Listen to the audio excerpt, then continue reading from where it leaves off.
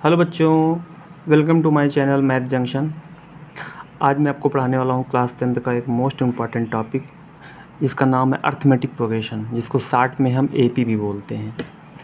तो मेरे इस वीडियो लेक्चर को ध्यान से देखना है, मेरी बातों को ध्यान से सुनना है, और यकीन मानिए कि इस लेक्चर को लेने के बाद, इस देखने के बाद आपको अर्थमेटिक प्रोग्रेशन यानी एपी की एक अच्छी खासी समझ आपके अंदर आ जाएगी।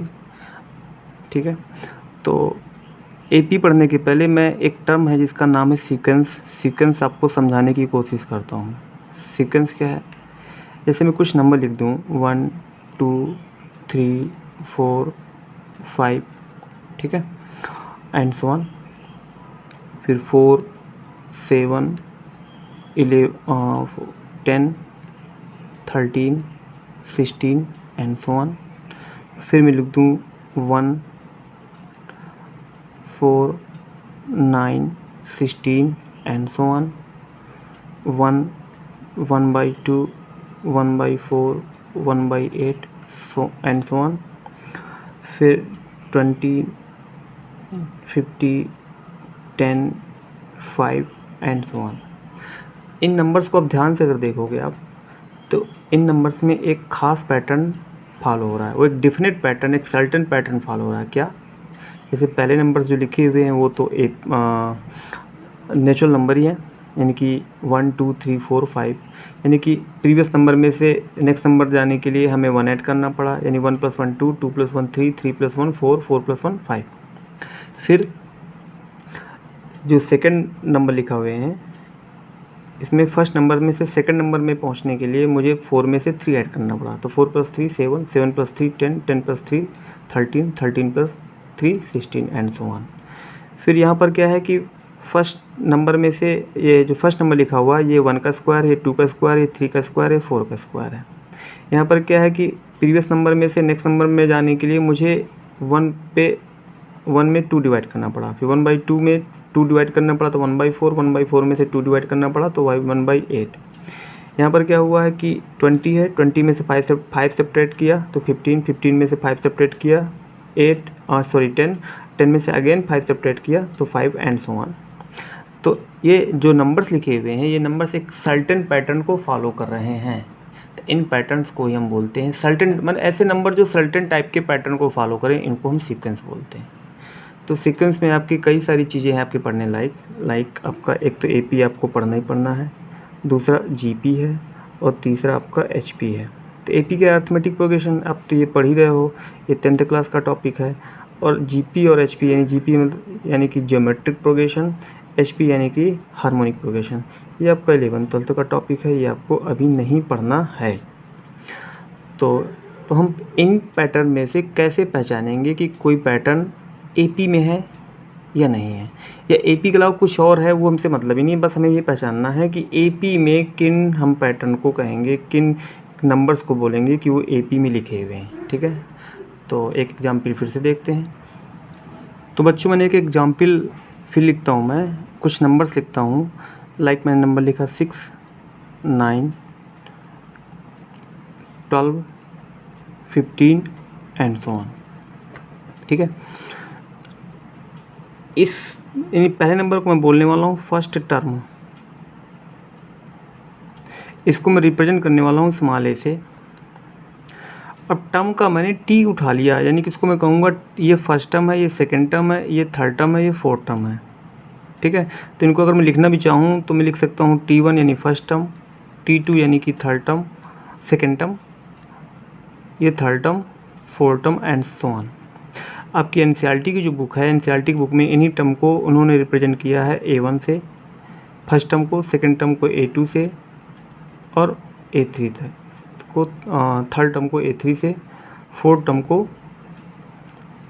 A4 से। ठीक है, तो समझने वाली बात क्या है कि मैं कब कहूँगा कि कोई नंबर जो लिखा हुआ है, एक जो सीक्वेंस लिखा हुआ है, वो एपी में है। तो ध्यान से देखना है, जैसे मैंने कहा कि ये नंबर्स लिखे हुए हैं, इस नंबर में से मैं T1 से T2 टर्म में कैसे जा पा रहा हूँ।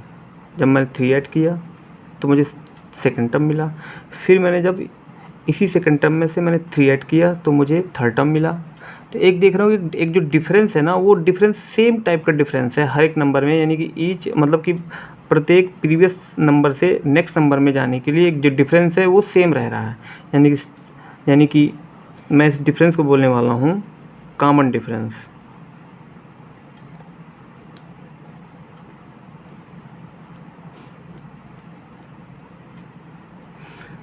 CD, okay. अब इस कॉमन डिफरेंस है क्या, कॉमन डिफरेंस मैं भी आपको अभी आगे और डिफाइन करता हूँ। जैसे मैंने कहा कि एक नंबर लिखा मैंने 10, फिर 15, फिर 20, 25 एंड सो ऑन। तो यहाँ पर भी मैंने देखा कि फर्स्ट टर्म से सेकंड टर्म में जाने के लिए 5 ऐड किया, 5 में से 15, 10 प्लस 5 15, 15 प्लस 5 20, 20 प्लस 5 25। यानी कि एक जो डिफरेंस है वो हर एक नंबर में एक सेम है, यानी कि इस ये जो नंबर लिखे हुए थे इन पर भी डिफरेंस सेम है, इन पे भी डिफरेंस वो सेम है। तो जब भी किसी सीक्वेंस में जो डिफरेंस है यानी कि कॉमन डिफरेंस वो सेम रहे, यानी कि सेम कॉमन डिफरेंस अगर मुझे मिलता है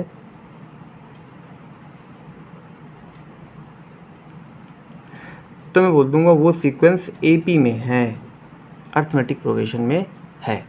ठीक है, तो जैसे मैंने एक एग्जांपल ये लिखा था 6, 9, 12, 15। तो ये first term, second term, third term, fourth term. तो फिफ्थ टर्म क्या होगा, ऑब्वियसली 15 प्लस 3 18 होगा। फिर सिक्स टर्म क्या होगा, तो 18 प्लस 3 21 होगा। ऐसे में कहूँ कि इसका बताइए कि 25th टर्म क्या होगा, तो भाई ऐसे में आपको क्या करना पड़ेगा कि हर एक नंबर प्रीवियस नंबर में से 3 ऐड करते करते वो आपको 15 टर्म मिलेगा, फिर 20 टर्म मिलेगा, फिर कभी आप 25th टर्म में ऐसे पहुँचोगे। ऐसे यहाँ पर भी देखो कि जो फोर्थ टर्म लिखा हुआ 25, फिफ्थ टर्म लिखा हुआ 30। ऐसे करते करते मैं आपसे पूछ लूँ कि इसका जो है 29th टर्म क्या होगा, तो आपको हर एक नंबर में प्रीवियस नंबर में से डिफरेंस को ऐड करते हुए पहुँचना है। ठीक है, तो ये एक बहुत लेंथी प्रोसेस हो गया। तो क्या कोई ऐसा फॉर्मूला है क्या ऐसा कि जिससे मैं कुछ ऐसा कुछ करूं कि मुझे जो टर्म रिक्वायर्ड हो वो देन एंड देयर मुझे मिल जाए? तो जी हाँ, ऐसा भी फॉर्मूला हमारे पास है। देखते हैं इस फॉर्मूले को ईजाद करने की कोशिश करते हैं। जैसे मैंने कोई फिर से एक एग्जाम्पल लिया 5, 7, फिर मैं लिखूँ 9, फिर 11 एंड सो ऑन। मैंने क्या कहा कि इसको मैं लिखने वाला हूँ फर्स्ट टर्म, पहले नंबर को मैं लिखूँगा फर्स्ट टर्म, इसको रिप्रेजेंट करने वाला हूँ ए से। और फिर मुझे इस नंबर से अगर मुझे फर्स्ट टर्म में से सेकंड टर्म में जाना है तो मुझे जो कॉमन डिफरेंस है वो D ऐड करना पड़ेगा। तो कॉमन डिफरेंस यहाँ पर कितना है पहले ये देख लें हम। तो कॉमन डिफरेंस निकालने के लिए हमेशा मुझे क्या करना होगा कि सेकेंड टर्म में से फर्स्ट टर्म सब्ट्रैक्ट करना पड़ेगा, या थर्ड टर्म में से सेकेंड टर्म सब्ट्रैक्ट करना पड़ेगा। तो देख रहे कॉमन डिफरेंस सेम आएगा, सबका सेम आएगा। या फिर NCERT के अकॉर्डिंग कह दूँ तो A2 माइनस का A1 या A3 माइनस का A2, राइट। तो इसको हम बोलने वाले हैं, मतलब मैं बता भी चुका हूँ कॉमन डिफरेंस यानी कि स्मॉल d। यानी कि अगर मैं कहूँ कि फर्स्ट टर्म में A कहूँ तो सेकेंड टर्म में कैसे मुझे मिलता है, जब मैं फर्स्ट टर्म में से एक कॉमन डिफरेंस ऐड कर देता हूँ। फिर थर्ड टर्म मुझे कैसे मिलता है, जब मैं एक D और ऐड कर दूँ, यानी कि इसके साथ D एक और ऐड होगा, कॉमन डिफरेंस और ऐड होगा तो मिल जाएगा 2D। फिर मुझे थर्ड के बाद फोर्थ टर्म कैसे मिलेगा, 3D मिलेगा एंड सो ऑन। तो यानी कि मैं कहूँ कि T1 यानी फर्स्ट टर्म मेरा A है, T2 यानी कि A प्लस D है, T3 यानी कि थर्ड टर्म मेरा A प्लस 2D है, T4 यानी कि मेरा fourth term A plus 3D है।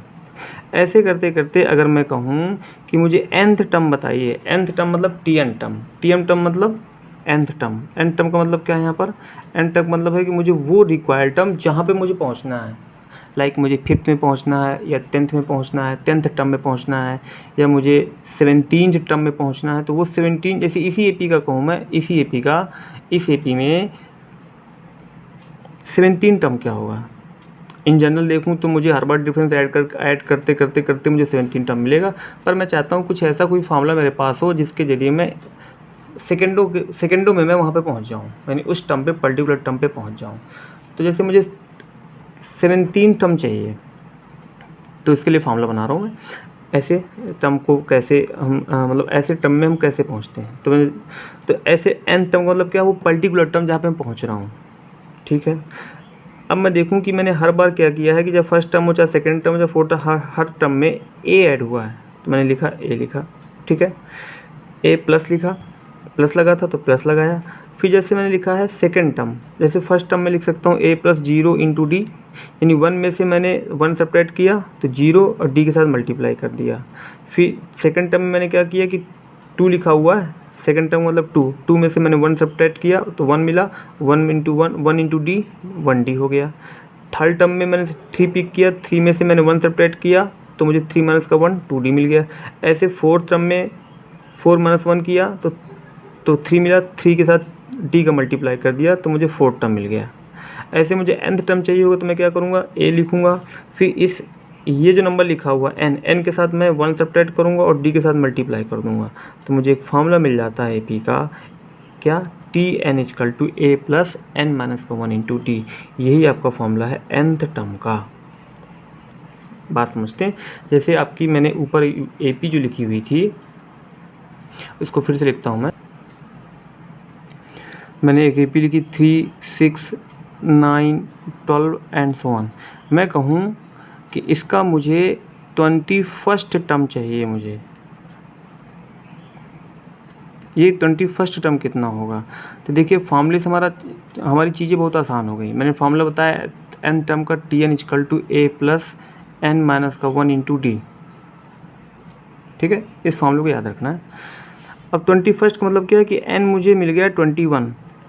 ठीक है, a क्या है, a मतलब फर्स्ट टर्म, इस AP का a कितना है 3 है। d क्या है, d, अच्छा d कैसे निकालते हैं, d निकालने, d का मतलब कॉमन डिफरेंस। कॉमन डिफरेंस कैसे निकालते हैं, या तो मैं सेकेंड टर्म में से फर्स्ट टर्म माइनस कर दूं, या थर्ड टर्म में से सेकेंड टर्म माइनस कर दूं, या फोर्थ टर्म में से थर्ड टर्म माइनस कर दूं, मुझे अल्टीमेटली क्या मिलेगा, कॉमन डिफरेंस। तो देख लीजिए, चाहे 6 माइनस का 3 या 9 माइनस का 6 या 12 माइनस का 9, मुझे हर एक कंडीशन में मुझे कॉमन डिफरेंस सेम मिलने वाला है। यही बताएगा कि आपका वो टर्म यानी वो जो सीक्वेंस लिखा हुआ है वो सीक्वेंस आपका AP में है कि नहीं है। AP में किसी भी सीक्वेंस को, सीरीज को AP में होने के लिए कॉमन डिफरेंस सेम होना चाहिए। वो कॉमन डिफरेंस वो प्लस में भी हो सकता है, माइनस में हो सकता है, यानी पॉजिटिव निगेटिव दोनों हो सकते हैं। अभी आगे क्वेश्चन ऐसे मिलेंगे, देखेंगे, समझाएंगे, तब चीज़ें और क्लियर होंगी। अभी इस एग्जाम्पल पे कंसंट्रेट रखना है। अब इसका मुझे चाहिए, इसका 21st टर्म कितना होगा, यानी n मतलब क्या होगा, नंबर ऑफ टर्म्स। तो मैंने क्या लिखा, T21। ओके, a कितना है, a इसमें फर्स्ट टर्म है, इस AP का 3 है। n मतलब कि 21st हमें चाहिए था, माइनस का 1 किए, और फिर d मतलब कॉमन डिफरेंस है 3, मैंने 3 के साथ मल्टीप्लाई कर दिया। तो क्या हो गया, 3 प्लस 20 इंटू 3, ये हो गया 60, यानी कि 63। ठीक है, तो इस AP का 21st टर्म हो जाएगा 63। ये बात आपको समझ में। एक एग्जाम्पल और लेते हैं, लाइक यहाँ पे लिखा हुआ है 7, 5, 3, 1 एंड सो ऑन। अब मैं इस AP को कहूँ, इस AP में कहूँ कि इसका जो है 12th टर्म कितना होगा। तो जब भी टर्म की बात करेगी कोई भी AP, पहले मैं चेक करूँ कि ये नंबर के AP में है कि नहीं है। तो AP में होने के लिए क्या चेक करना, सबसे पहले कॉमन डिफरेंस क्या है, कॉमन डिफरेंस क्या सेम है कि नहीं है। तो चेक करूँ ये नंबर जो लिखा हुआ है ये AP में है कि नहीं। तो देखिए, इसका फर्स्ट टर्म क्या है 7, सेकेंड टर्म क्या है 5, थर्ड टर्म क्या है 3। तो फर्स्ट टर्म तो a इक्वल टू 7 हो गया, नो डाउट।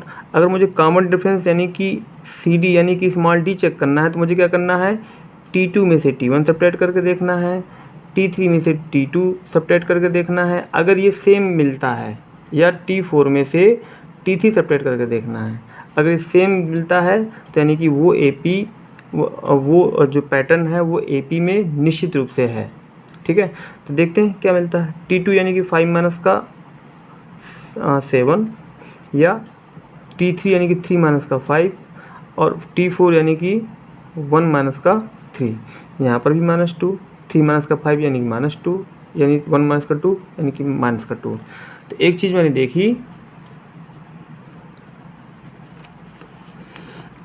ये देखी कि कॉमन डिफरेंस सब में सेम आ रहा है। यानी ये जो हमारा नंबर दिया हुआ है ये AP में है, ठीक है। तो अब मैं आराम से, अगर मुझे क्या चाहिए, 12 टर्म चाहिए। 12 टर्म मतलब n इक्वल टू मुझे 12 पुट करना है, किसमें, फार्मूले में। फार्मूला हमारा क्या है, Tn equal to A plus n minus का 1 इंटू डी। तो n मतलब 12, तो T12 टर्म हो। T12 मतलब क्या होगा, हमें इस AP का 12th टर्म मिलेगा, 12th टर्म मिलेगा हमें, यानी फर्स्ट टर्म है, ये सेकंड टर्म है, थर्ड टर्म है, फोर्थ टर्म है। तो 12 टर्म कितना है, यानी कि वही हमको फाइंड करना है।